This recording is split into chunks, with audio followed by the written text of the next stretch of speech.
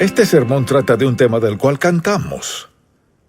No hablamos mucho de esto. Y no estoy seguro de que creamos todo lo que deberíamos. Pero es muy importante que preste atención, porque nos afecta a todos sin excepción. Tal vez usted nunca haya escuchado de esto, y debe escuchar atento porque esto afectará la forma en que viva y muera. Por eso, al considerar la seriedad de este asunto, pienso en el hecho de que hay gente que lo evade. No es cuestión de preferencia, sino que hay denominaciones que eliminan esto de sus signarios porque han decidido que no es importante, que ofende a la gente. Así que toda clase de ideas y actitudes al respecto. Pero la verdad es que sin esto no estaríamos hoy aquí. Entonces, ¿cuál es el tema? El tema es la sangre de Jesucristo. Si nos ve o escucha hoy, es probable que nunca haya escuchado un mensaje sobre esto. ¿Lo ha pensado? ¿Se ha preguntado por esto?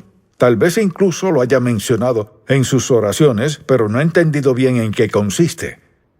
Así que quisiera pedirle que preste mucha atención. Su futuro eterno puede depender de esto.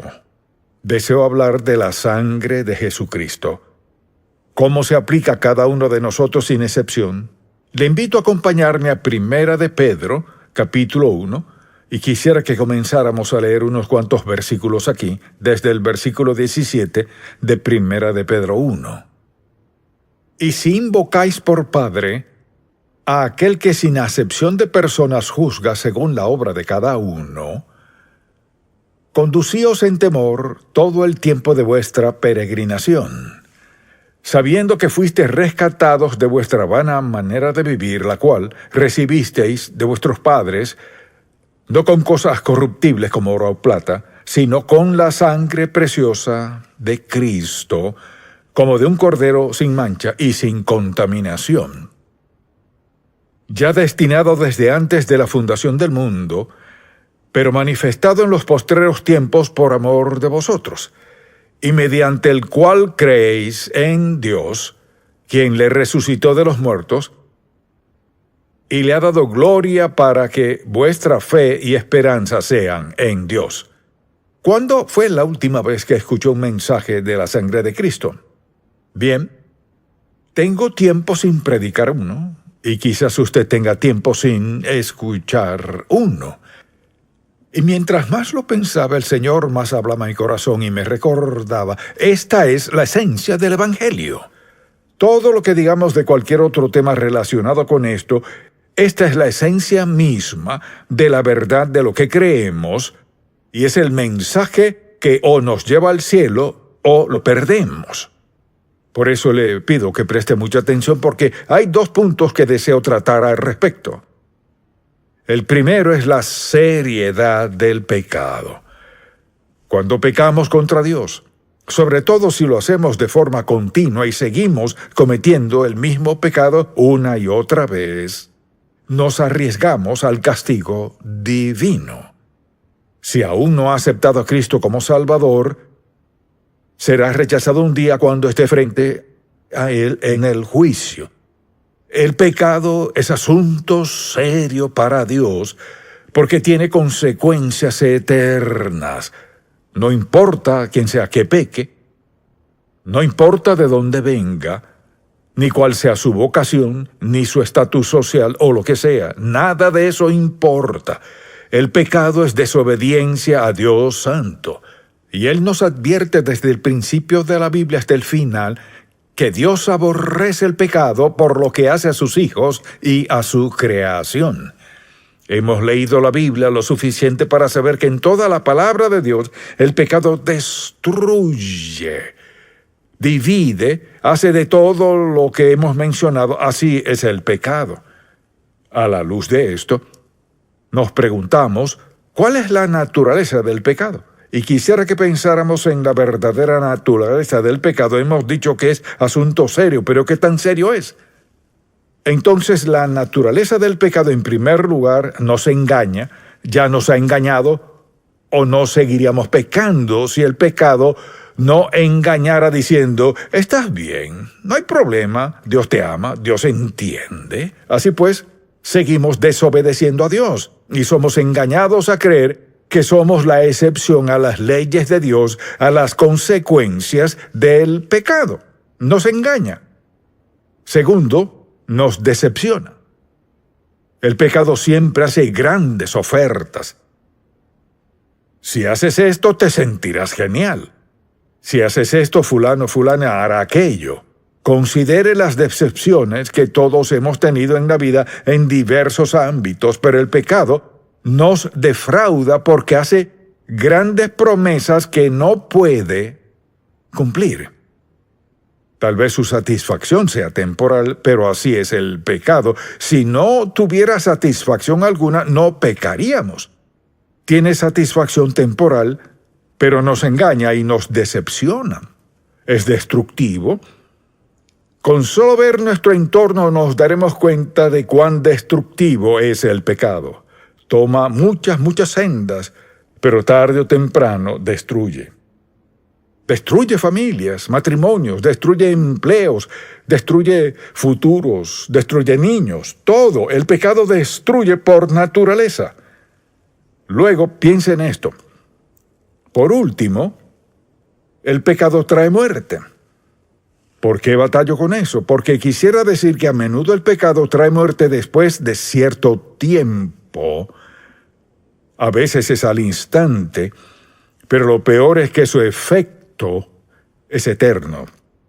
La Biblia dice, el alma que pecare morirá, la paga del pecado es muerte. Si tuviera que detenerme aquí, la vida sería terrible. Pero gracias a Dios no nos detenemos aquí. Pensemos en esto. ¿Cuál es el poder salvador que suscita el perdón del pecado? Es el poder salvador de la sangre de Jesucristo. Y quisiera que pensáramos en esto. Acompáñeme al tercer capítulo de Génesis. Regresemos al principio, y al hacerlo verá en este huerto perfecto del Edén, que Adán y Eva tenían todo a su favor, pero podían elegir, Dios les permitió elegir. Así pues, pecaron contra Dios. Dice la Escritura en el versículo 20 del capítulo 3, y llamó a Adán el nombre de su mujer Eva, por cuanto ella era madre de todos los vivientes. Pecaron contra Dios, y Jehová Dios hizo al hombre y a su mujer túnicas de pieles y los vistió. Mató a un cordero, derramó su sangre, los cubrió, dice la Biblia, que con pieles. Así que desde el principio de la Biblia, con el primer pecado, Dios derramó sangre por ellos. Dios comenzó diciendo desde el principio, para que sean salvos, debe derramarse sangre. El pecado tiene un costo. El precio del pecado es sangre. El precio del pecado es la sangre de Cristo. Desde aquellos días, antes de que supieran lo que ahora sabemos, el asunto era que el perdón requería muerte y derramamiento de sangre. Entonces, después de que Cristo vino al mundo y hablaba acerca del pecado, y recordará cuando el Señor comenzó a hablarles de la sangre a sus discípulos, aquella noche en la Cena del Señor. ¿En qué consiste la Cena del Señor? Se trata de la sangre de Cristo, que produce salvación. Es nuestro recordatorio de lo que sucedió. Ahora, con eso en mente, le daré 4 palabras. Son 4 palabras que en realidad describen todo este plan redentor de Dios. Todas tienen que ver con la sangre de Jesucristo, todas tienen parte en ella, pero podríamos envolver todo el mensaje de salvación en estas 4 palabras. La primera es redención, de la que acabamos de leer hace un momento, redención. Al considerar esta palabra, pensemos en lo que dice en 1 de Pedro 1, versículo 18, sabiendo que fuiste rescatados, o sea, salvos, no con cosas corruptibles como oro o plata. ¿No es interesante que Dios haya tomado lo más valioso o preciado para decir, miren, sus bienes más valiosos no les servirán de nada? Afirmó, sabiendo que fuiste rescatados de vuestra vana manera de vivir, la cual recibiste de vuestros padres, no con cosas corruptibles como oro o plata, sino con la sangre preciosa de Cristo, como de un cordero sin mancha y sin contaminación. Así que la primera palabra es redención. Redimir algo es comprarlo de nuevo. La sangre de Jesucristo es lo único en existencia que podrá encargarse de nuestro pecado. Él nos redimió, nos rescató de una vida de pecado. La segunda palabra es reconciliación. Vayamos a Colosenses capítulo 1 por un momento. Reconciliación, capítulo 1, desde el versículo 19. Escuche lo que dice. Por cuanto agradó al Padre que en él habitase toda plenitud. Preste atención.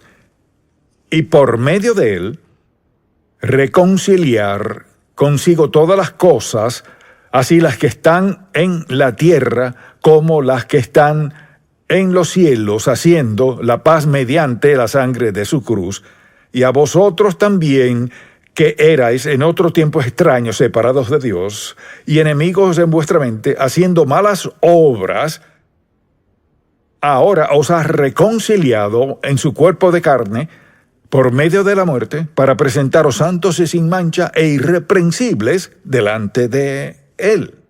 El pecado nos ha separado a cada uno de nosotros de Dios. Y quienes somos salvos, fuimos reconciliados, aceptamos a Cristo como Salvador, su muerte en el Calvario, fuimos reconciliados, así fue. Hay redención, hay reconciliación. La reconciliación une a la gente. La reconciliación une a los cónyuges que se habían separado o divorciado. Y la reconciliación lleva al pecador a ser uno en su relación con Cristo. Unión, reunión y armonía. Luego está la palabra justificación. Vayamos a Romanos capítulo 5 por un momento. Justificación. Y aquí comencemos a leer en el versículo 8. Mas Dios muestra su amor para con nosotros en que siendo aún pecadores, Cristo murió por nosotros. Así que al hablar del amor de Dios por nosotros, ¿qué hace? Va directo a la razón suprema y el precio de su amor por nosotros. Dice, mas Dios muestra su amor para con nosotros en que siendo aún pecadores, Cristo murió por nosotros. Pues mucho más, estando ya justificados en su sangre, por él seremos salvos de la ira. Ahora bien, decimos que algo está justificado cuando se declara que ya no es culpable. O sea, cuando Dios nos justifica, Él declara que ya no somos culpables. Alguien dirá, ¿acaso Dios dice, no culpable, no eres culpable, no eres culpable? No. Es la sangre de Cristo que lo hace posible. Así que si alguien rechaza a Cristo, rechaza al único que puede quitar su pecado, porque Él es quien hizo que la justificación fuera realidad. Fue la sangre derramada de Cristo quien dice que fuimos redimidos, reconciliados y justificados. No es lo que hagamos, sino lo que hizo Él por nosotros. Luego hay otra palabra que es santificado, santificación. Vayamos por un momento a Hebreos capítulo 13. Y aquí quisiera que notáramos un versículo. Dice la Biblia en el versículo 12, por lo cual también Jesús, para santificar al pueblo mediante su propia sangre, padeció fuera de la puerta. Ahora, santificar algo es apartarlo. Entonces, dice aquí que Él nos ha redimido, nos ha reconciliado, nos ha justificado y ahora nos ha santificado. Esas 4 palabras abarcan la vida cristiana. En cada aspecto de nuestra vida, ¿qué hace Dios? Confronta el pecado en nuestra vida. Veamos la santificación por un momento. La santificación es un hecho así como lo es la redención, pero la santificación es un proceso continuo. Por ejemplo, alguien dirá, bueno, si peco después de ser salvo, todo el mundo lo hace. Y Dios sabía que todos pecaríamos. Así que la santificación no ocurre una sola vez. Mire, redimidos una vez, reconciliados una vez, justificados una vez, la santificación no es una sola vez, sino una y otra vez. Por ejemplo, vayamos a 1 de Juan, un pasaje muy conocido, porque todos hemos invocado a Dios con este y muchos otros versículos. Bien, leamos desde el versículo 7, capítulo 1. Pero si andamos en luz, como Él está en luz, tenemos comunión unos con otros. Escuche esto. Y la sangre de Jesucristo, su Hijo, nos limpia de todo pecado. Aquí se refiere a los creyentes. Fíjese, como creyentes, pero si andamos en luz, como Él está en luz, tenemos comunión unos con otros y la sangre de Jesucristo, su Hijo, nos limpia de todo pecado. Tiempo presente, nos limpia continuamente de todo pecado. Si decimos que no tenemos pecado, nos engañamos a nosotros mismos. La verdad no está en nosotros.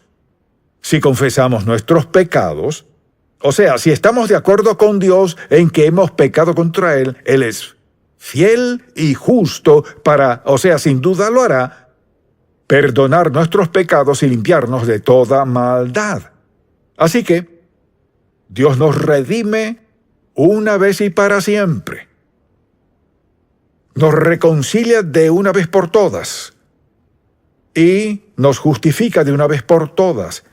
Vemos en las Sagradas Escrituras que su santificación es una vez y un proceso continuo.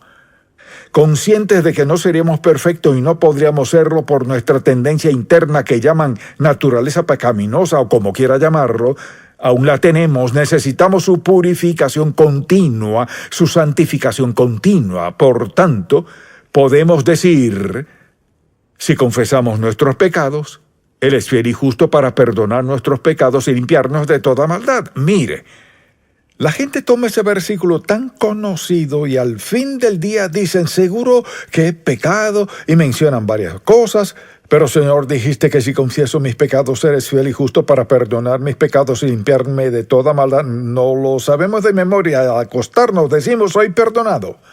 Si no tomamos en serio el pecado, y reconocemos que cada vez que pecamos contra Dios y acudimos a Él a pedirle perdón, estamos pidiendo y recibiendo perdón basándonos en la muerte de Cristo en la cruz, que dio su sangre, lo cual fue el sacrificio único por todos los pecados de todo el mundo y de toda la humanidad.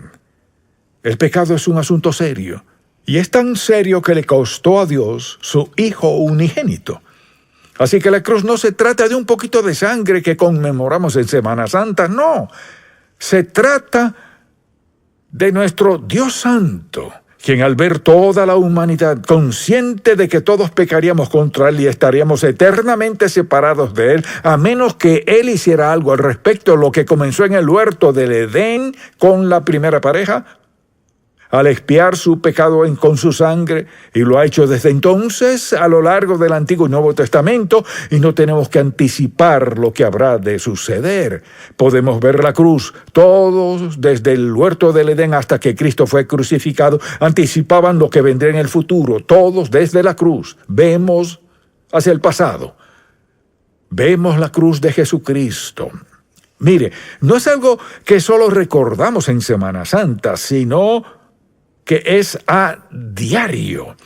Cristo sufrió y murió en la cruz para que pudiéramos tener una relación con Dios.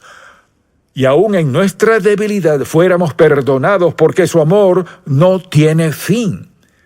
siempre fluye para con nosotros, en nuestra dirección.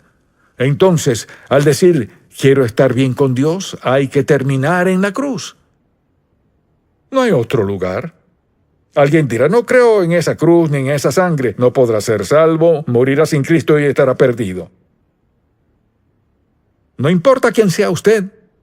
Quizás diga, pero Dios entiende, lo que Dios entiende es esto, que desde el principio del tiempo, cuando el pecado entró a la humanidad, hasta el presente, solo hay algo que expía, paga, propicia el perdón de nuestro pecado. La sangre de un hombre, Jesucristo, cuya sangre expía el pecado del mundo entero. Ahora, alguien dirá, ¿hay otra opción? No hay otra opción. De principio a fin, este libro habla de su venida, narra lo que sucedió y predice lo que volverá a suceder. Jesucristo vendrá otra vez. Le preguntaría a usted lo siguiente. ¿Ha habido algún momento en su vida cuando tomó en serio su pecado, lo había tomado a la ligera, como si fuera un chiste arruinar su vida y la de otras personas? ¿Ha luchado con su estilo de vida de pecado? ¿Le ha dicho a Dios que es pecador y que lo necesita en su vida? ¿Y le pide perdón basándose en que su hijo murió y pagó toda su deuda de pecado? ¿Le pide que le perdone sus pecados y entrega su vida a Él? ¿Lo ha hecho o no todavía? Si aún no ha sucedido, lo último que querrá es morir. Hasta tanto no esté dispuesto a confesar su pecado. Mire, el perdón no es barato. El perdón le costó a Dios su Hijo unigénito. Su sangre derramada es la única expiación por el pecado. Entonces le pregunto, ¿está dispuesto a pedirle perdón por sus pecados? No porque vaya a ser mejor, sino porque Cristo murió por usted. Porque después de aceptarlo como su Salvador, Él manda al Espíritu Santo, la tercera persona de la Trinidad, a su vida para facultarle a superar el pecado, a llevar una vida recta y agradable a Dios. Él nos recuerda que está dispuesto a perdonarnos, a salvarnos. Dios no nos dejó solos, sino que nos dio al Espíritu Santo para facultarnos a vivir como le agrada. Ese es el Evangelio. Un sermón.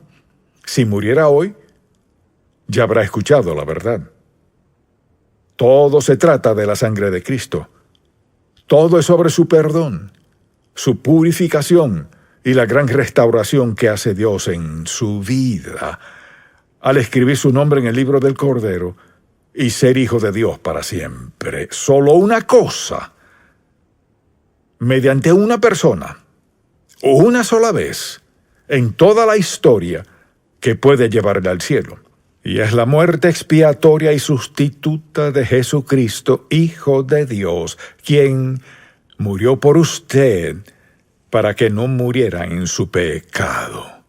Ese es el Evangelio.